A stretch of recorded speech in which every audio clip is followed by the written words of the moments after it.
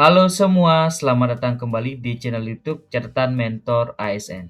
Pada kesempatan video kali ini, kami akan mengajak untuk membahas soal ujian sekolah tingkat SMA, SMK, MA untuk mata pelajaran pendidikan Pancasila.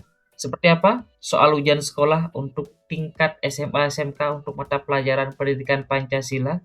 Kita bahas mulai dari soal yang pertama. Soal yang pertama, pembentukan negara kesatuan bertujuan untuk menyatukan seluruh wilayah Nusantara agar menjadi negara yang kukuh dan besar dengan kekuasaan negara yang bersifat sentralistik. Kemudian, tekad tersebut sebagaimana tertuang dalam alinea kedua pembukaan Undang-Undang Dasar Negara Republik Indonesia tahun 1945, yaitu, jadi sekali lagi bagaimana bunyi dari alinea kedua pembukaan Undang-Undang Dasar Negara Republik Indonesia tahun 1945. Opsi yang tepat itu adalah opsi yang B, di mana bunyinya adalah dan perjuangan pergerakan kemerdekaan Indonesia telah sampailah pada saat yang berbahagia dengan selamat sentosa menghantarkan rakyat Indonesia ke depan pintu gerbang kemerdekaan negara Indonesia yang merdeka, bersatu, berdaulat, adil, dan makmur. Sekali lagi, opsi yang tepat itulah opsi yang B. Soal nomor 2, tata urutan peraturan perundang-undangan di Indonesia diatur dalam Undang-Undang Nomor 12 Tahun 2011 tentang pembentukan peraturan perundang-undangan. Dalam konteks ini, manakah pernyataan berikut yang benar mengenai kedudukan TAP MPR dalam hierarki peraturan perundang-undangan? Apakah opsi yang A, B, C, D, atau opsi yang E? Opsi yang tepat mengenai kedudukan dari ketetapan MPR itu adalah opsi yang A. TAP MPR itu berada di bawah Undang-Undang Dasar tahun 1945 dan berada di atas undang-undang. Jadi berdasarkan Undang-Undang Nomor 12 tahun 2011 bahwa hierarki peraturan perundang-undangan adalah sebagai berikut. Jadi mulai dari Undang-Undang Dasar, ketetapan MPR, Undang-Undang, peraturan pemerintah, peraturan presiden, dan peraturan daerah. Itu ya. Sekali lagi opsi yang tepat opsi yang A.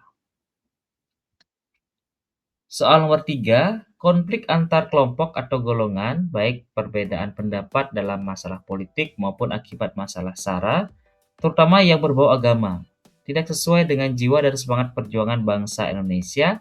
Hal ini pernah terjadi pada perjalanan sejarah bangsa Indonesia. Contoh pemberontakan yang bersifat SARA, suku, agama, ras antar golongan, terutama yang berbau agama. Jadi kata kuncinya berkaitan dengan pemberontakan yang berbasis agama, ya, yang mengancam pertahanan dan keamanan bangsa dan negara Indonesia. Yang pernah terjadi adalah pemberontakan apa? Apakah opsi yang A, B, C, D, atau opsi yang E? Sekali lagi, terutama yang berkaitan dengan isu agama. Opsi yang tepat itu adalah opsi yang A. Jadi pemberontakan Darul Islam dan Tentara Islam Indonesia. Ini merupakan gerakan yang berupaya mendirikan negara berdasarkan syariat Islam dan tidak mengakui pemerintah Republik Indonesia. Jadi gerakan ini dipimpin oleh Soekarmadi, Warjiman, Kartosuwiryo, dan termasuk konflik yang bernuansa SARA, khususnya berkaitan dengan isu agama, sehingga mengancam pertahanan dan keamanan negara. Sekali lagi, opsi tepat opsi yang A. Soal nomor 4, pada saat ini Indonesia berdasarkan Undang-Undang Dasar Negara Republik Indonesia tahun 1945 merupakan negara kesatuan yang menurut sistem desentralisasi melalui mekanisme otonomi daerah. Kemudian dengan sistem ini, pemerintah pusat memberikan sebagian kewenangan pemerintahan kepada daerah otonom. Dalam hal ini adalah provinsi dan kabupaten kota. Akan tetapi ada kewenangan yang tidak diberikan kepada daerah otonom. Jadi yang tetap diatur oleh pemerintah pusat, yaitu kewenangan dalam bidang apa? Apakah opsi yang A, B, C, D, atau opsi yang E? Opsi yang tepat itu adalah opsi yang E. Jadi kewenangan yang tidak diberikan kepada daerah otonom atau pemerintah daerah itu adalah berkaitan dengan politik luar negeri, agama, justisi atau berkaitan dengan hukum, pertahanan dan keamanan, moneter dan fiskal nasional. Ini semua menjadi kewenangan pemerintah pusat. Sekali lagi opsi nomor 4 opsi yang E. Soal nomor 5, tokoh yang merancang lambang negara Garuda Pancasila yang diputuskan pada tanggal 11 Februari tahun 1950 adalah opsi yang A, B, C, D adalah opsi yang E. Jadi yang merancang lambang negara Garuda Pancasila. Opsi yang tepat itu adalah opsi yang E.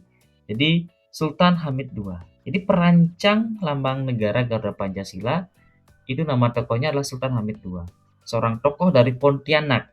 Rancangannya dipilih kemudian disempurnakan sebelum akhirnya ditetapkan oleh Soekarno pada 11 Februari 1950. Sekali lagi opsi 4 opsi yang E. Soal nomor 6. Kewajiban warga negara dapat diartikan sebagai tindakan atau perbuatan yang harus dilakukan oleh seorang warga negara sebagaimana diatur dalam ketentuan peraturan perundang-undangan yang berlaku. Yang menjadi makna dari kewajiban adalah opsi yang A, B, C, D adalah opsi yang E. Apa makna dari kewajiban? Kewajiban itu adalah opsi yang C. Di segala sesuatu yang harus dilaksanakan dengan penuh tanggung jawab. Jadi kewajiban, sekali lagi, segala sesuatu yang harus dilakukan atau dilaksanakan oleh seseorang dengan penuh tanggung jawab sesuai dengan ketentuan yang berlaku. Dalam konteks warga negara, ini kewajiban diatur dalam Undang-Undang Dasar kita. Misalkan kewajiban menjunjung hukum dan pemerintahan serta ikut serta dalam upaya pembelaan negara. Itu kewajiban. Sekali lagi, opsi tepat opsi yang C. Soal nomor 7. BPUPKI sendiri diketuai oleh KRT Regiman Widyodiningrat dengan Wakil Ketua Iji Bagasi Yusril dan Raden Panji Suroso. BPUPKI ini melaksanakan 2 kali sidang. Yang pertama tanggal 29 Mei sampai dengan 1 Juni, ini membahas tentang dasar negara. Kemudian sidang yang kedua tanggal 10 Juli sampai dengan 17 Juli tahun 1945. Ini membahas tentang apa? Apakah opsi yang A, B, C, D atau opsi yang E? Sidang yang kedua dari BPUPKI itu membahas tentang opsi yang B, rancangan Undang-Undang Dasar. Jadi 2 kali melaksanakan sidang. Sidang yang pertama membahas dasar negara, sidang yang kedua 10 Juli sampai dengan 17 Juli tahun 1945 ini membahas dan menyusun rancangan Undang-Undang Dasar. Sekali lagi, opsi tepat opsi yang B. Soal nomor 8, Pancasila tidak cukup hanya dihafal dan dipahami, baik di lingkungan keluarga, lingkungan sekolah, maupun dalam konteks yang lebih luas. Melainkan juga harus apakah opsi yang A, B, C, D atau opsi yang E. Opsi yang tepat yang mewakili keseluruhan opsi itu adalah opsi yang C. Jadi dihayati dan diamalkan dalam kehidupan sehari-hari. Jadi Pancasila sebagai dasar negara termasuk ideologi bangsa tidak cukup hanya dihafalkan atau dipahami secara teoritis saja. Nilai-nilainya harus dihayati, diresapi maknanya, dan diamalkan ataupun diterapkan dalam kehidupan sehari-hari. Baik mulai dari lingkungan keluarga, sekolah, maupun masyarakat yang lebih luas, termasuk lingkungan bangsa dan negara. Sekali lagi, opsi tepat opsi yang C. Soal nomor 9, silakan dicermati beberapa pernyataan berikut. Kemudian dicermati berdasarkan pernyataan-pernyataan tersebut yang merupakan kelemahan Indonesia dapat ditunjukkan pada nomor berapa. Jadi yang merupakan kekurangan atau kelemahan. Pembangunan tidak merata, ya ini merupakan kelemahan yang masih terpusat di Pulau Jawa. Kemudian belum adanya modal dari pemerintah, ini terkait dengan modal usaha ini sudah ya, sehingga bukan kelemahan. Tapi sumber daya manusia atau SDM Indonesia masih rendah ya, termasuk kelemahan. Termasuk pengelolaan sumber daya alam belum maksimal juga kelemahan, dan kesenjangan ekonomi merupakan kelemahan Indonesia tanpa nomor 2. Sehingga jawabannya 1, kemudian 3, 4, dan 5. Opsi yang C ya. Berikutnya soal nomor 10. Cara untuk menumbuhkan sikap hormat terhadap tradisi atau budaya masyarakat di Indonesia yang berbeda dengan menanamkan sikap menghargai dan bertoleransi terhadap tradisi dan budaya yang dimiliki oleh suku atau daerah lain, sehingga melahirkan apa? Apakah opsi yang A, B, C, D atau opsi yang E?